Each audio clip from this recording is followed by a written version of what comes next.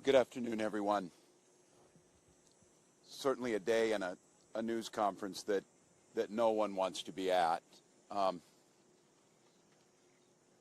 community behind us, Annunciation Church and School, committed to academics, service, and Catholic values, filled with the first days of school of beautiful children going to learn those values, share with their teachers and their classmates. And instead of that joy and that curiosity and that learning, they were met with evil and horror and death. And we often come to these and say, these unspeakable tragedies, or there's no words for this. There shouldn't be words for these types of incidents because they should not happen. And there's no words that are going to ease the pain of the families today. On behalf of all the people of Minnesota, our deepest sympathies. A wish that any of these words would make what you're feeling now better, but it won't. A place that's founded on community, founded on service, founded on family. I'd like to give special thank you to the mayor and the team in Minneapolis, the Minneapolis Police Department, Hennepin County Sheriff's Office, Minnesota State Patrol, the BCA, so many agencies, our federal partners in the FBI, the first responders, and the heroic work that's happening now as we speak at multiple medical locations, including Hennepin County Medical Center, where most of our children were transported to receive the life-saving care. The thoughts and prayers and the hopes and the support that we need to give them in this moment, too, is critical. Speaking with all the people here and grateful to our federal partners, Senator Klobuchar speaking early this morning and receiving a call from President Trump, who was with his leadership team of the Attorney General and the Vice President, expressing their deep condolences amongst the horror that happened and an offer to provide the support to the folks here in Minnesota of what's needed. So there's a lot of cameras here, and unfortunately we have been through these types of things. They will be gone at some point. All of you have to do your jobs. But what happened here today will not be gone. Minnesotans will not step away. We'll stand with this community. We'll redouble ourselves to do the best we can to understand what we can do to prevent any parent from having to receive the calls they received today, from any school dedicated to children having to respond to a situation that, as we said, is unthinkable, but that's all too common, not just in Minnesota, but across this country. It's Minnesota's day today, and it's my strongest desire that no state, no community, no school ever experiences a day like this. So I ask the rest of the folks around the country who are watching, keep us in your thoughts and prayers, but also keep us in the thoughts for action. Keep us in the ideas that we can work together. And it's on these days like this, I think, and I hope we can hold on to it, we are unified as a community. Everybody across the country today is part of the Annunciation Parish, and they're with those families. With that, Minneapolis Mayor Jacob Frey.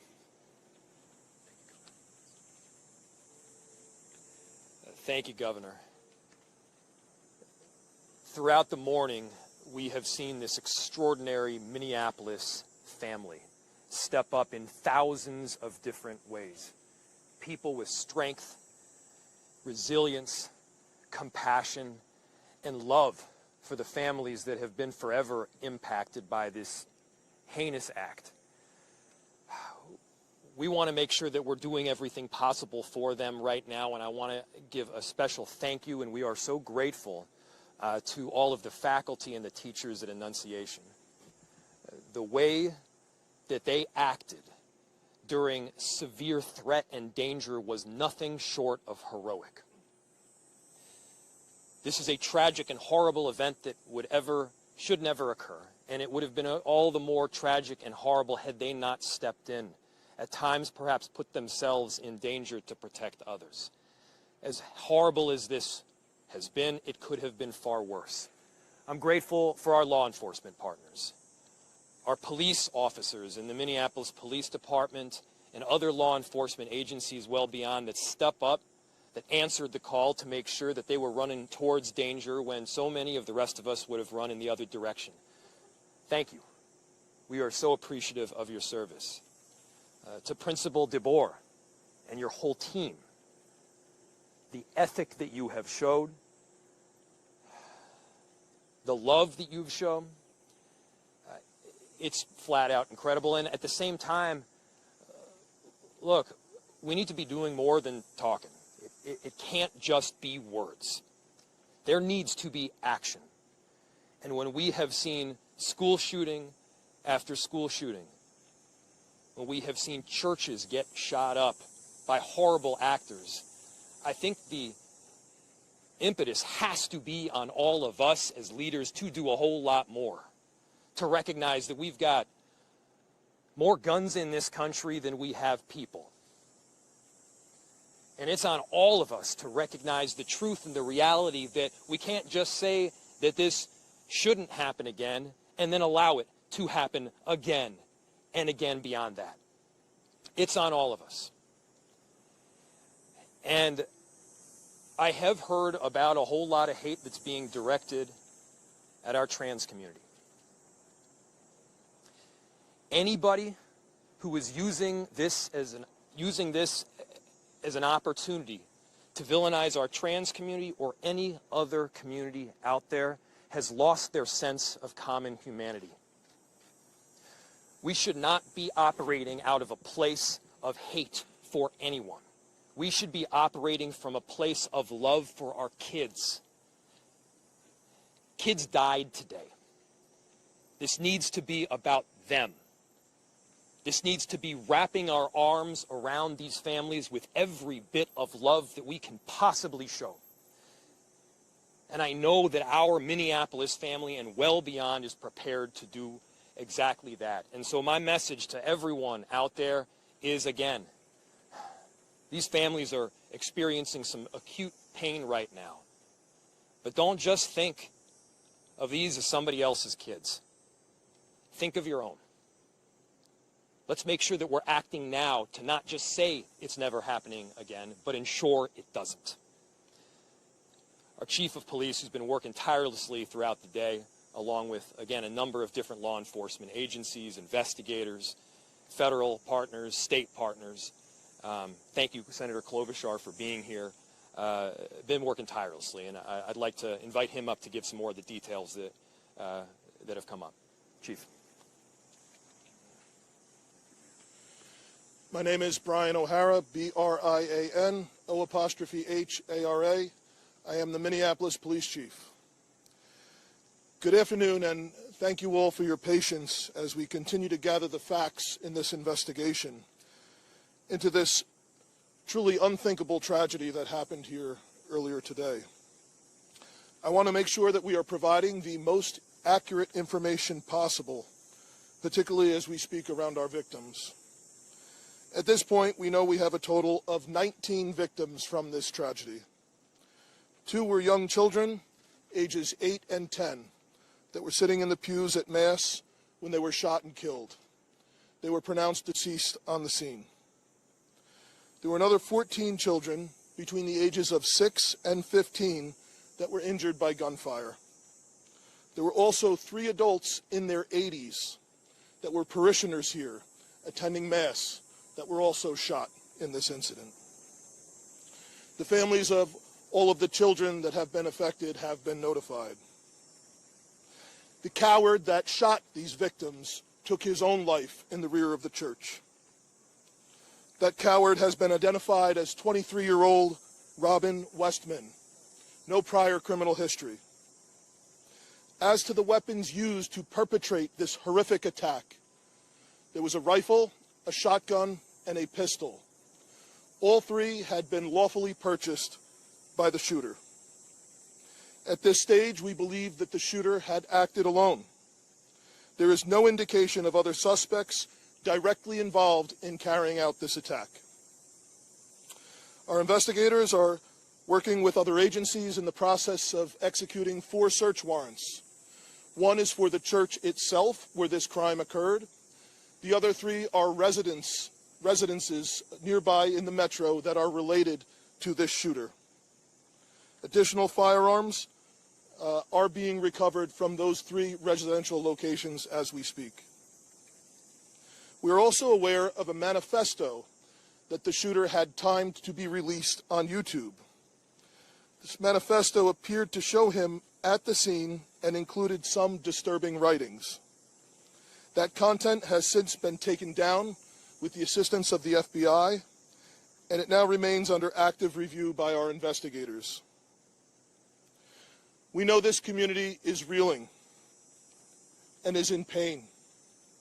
I want to ensure everyone in our community, this parish, all of the families affected, and all of our residents, that all of law enforcement collectively, local law enforcement, our county, our state, and all of our federal law enforcement partners have been here, and we are all working tirelessly to uncover the full scope of what happened, to try and identify a motive why it happened, and whether there are any other further details.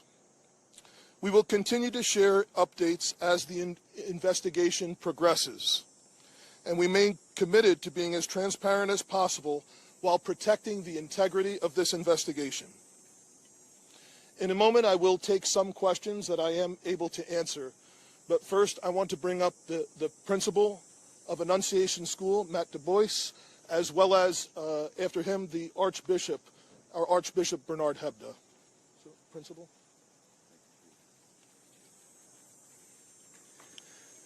Good afternoon, everyone. To any of our students and families and staff watching right now, I love you. You're so brave, and I'm so sorry this happened to us today. Within seconds of this situation beginning, our teachers were heroes. Children were ducked down. Adults were protecting children. Older children were protecting younger children. And as we heard earlier, it could have been significantly worse without their heroic action. This is a nightmare, but we call our staff the dream team. And we will recover from this. We will rebuild from this.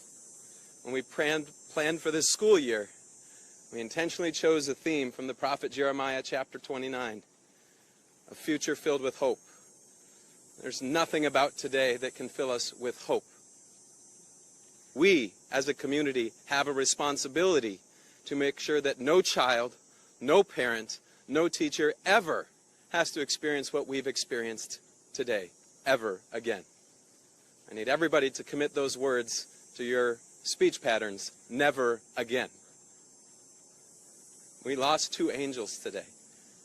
And please continue to pray for those still receiving care. We can't change the past, but we can do something about the future. There's an African proverb that says, when you pray, move your feet.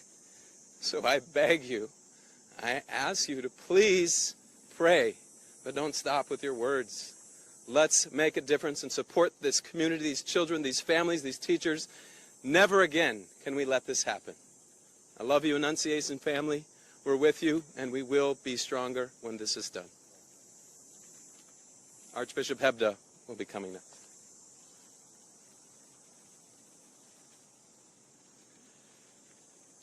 Thank you, Principal DeBoer.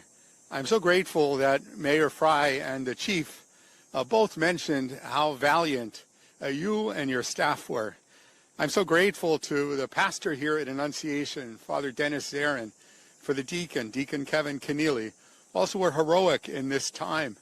But how sad it is, for sure, not only for the families who are directly involved, but indeed for families everywhere who feel the threat that comes from an event, a tragedy like today's.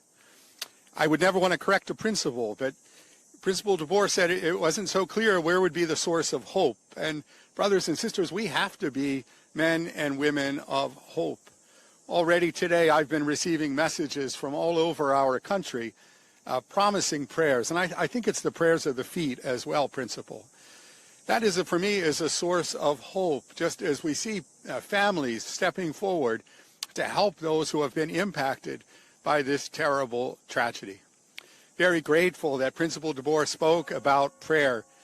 Certainly that the bell in a Catholic church is always a call to prayer, and so it's a reminder for us for sure to be praying. And we have to recognize that it's through prayer and through that prayer of the feet, through that action, that we can indeed make a difference. That has to be the source of our hope.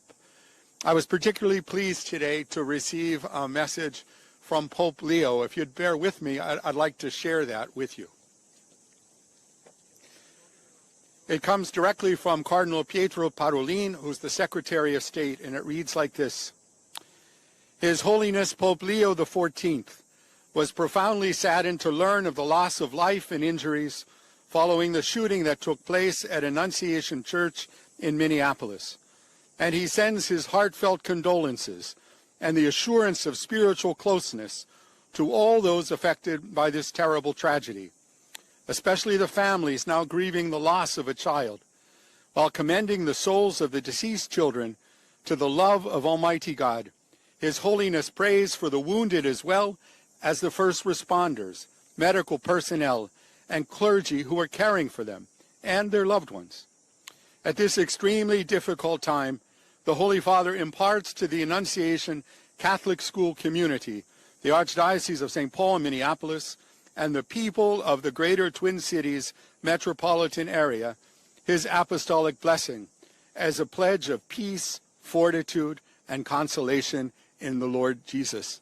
My brothers and sisters, that gives me some hope.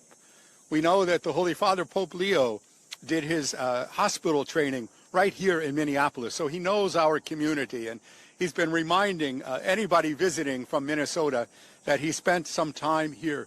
We're very grateful for his blessing, but I, like those who have spoken before, ask that you would continue to look for those ways of supporting those who have been impacted today, not only with your prayers, but also with your action. Thank you. And Chief, I now turn this back to you for your questions.